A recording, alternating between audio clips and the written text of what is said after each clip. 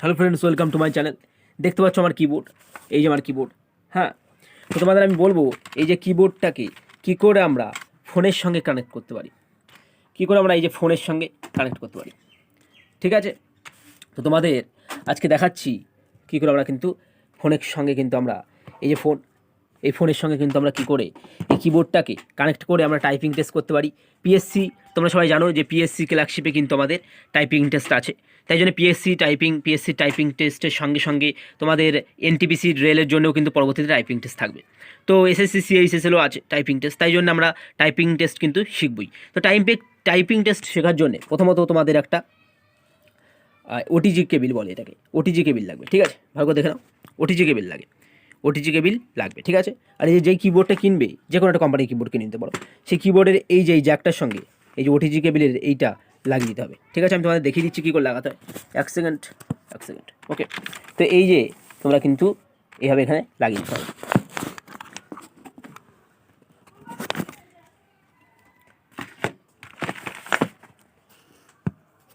হ্যাঁ, এবার ওটিজি কেবিলের সঙ্গেটা আমরা লাগিয়ে দিচ্ছি।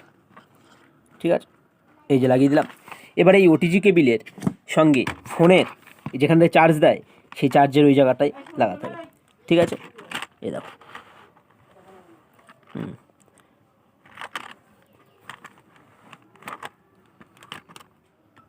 এবার এই ওটিজি কেবিলের সঙ্গে ফোনের এই জায়গাতে কিন্তু লাগিয়ে দিতে হবে।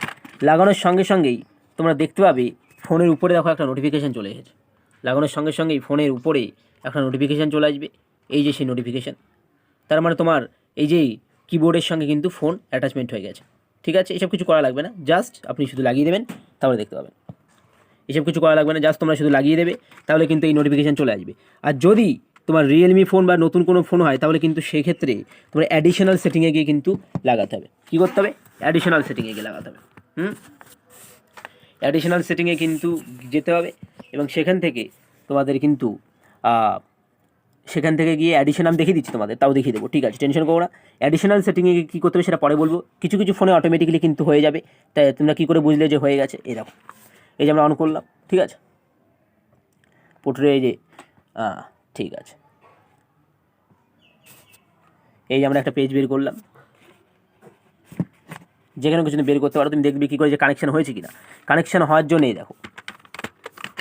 ঠিক আছে, কিন্তু একটা কথা বলে রাখি, এসব করার আগে কিন্তু তোমাদের দেখতে হবে যেন ওটিজি সাপোর্টেড ফোন হয়। ঠিক আছে, ওটিজি যদি সাপোর্ট না করে সেই ফোনে, তবে কিন্তু হবে না। করবে। আর এই দেখতেই পাচ্ছ কী আমরা সেটিং করেছি। হ্যাঁ, আশা করি দেখতে পাচ্ছ।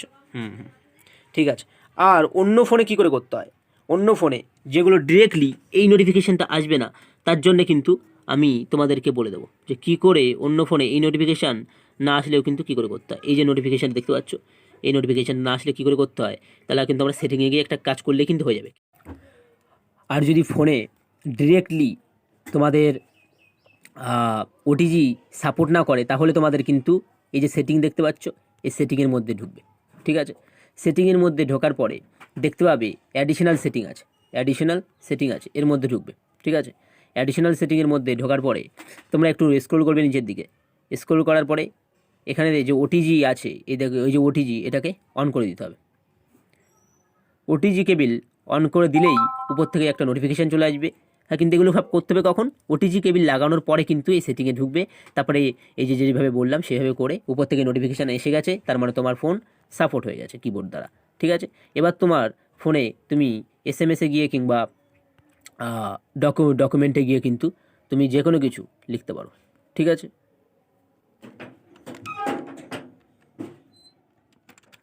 আমি কিবোর্ডেই লিখছি।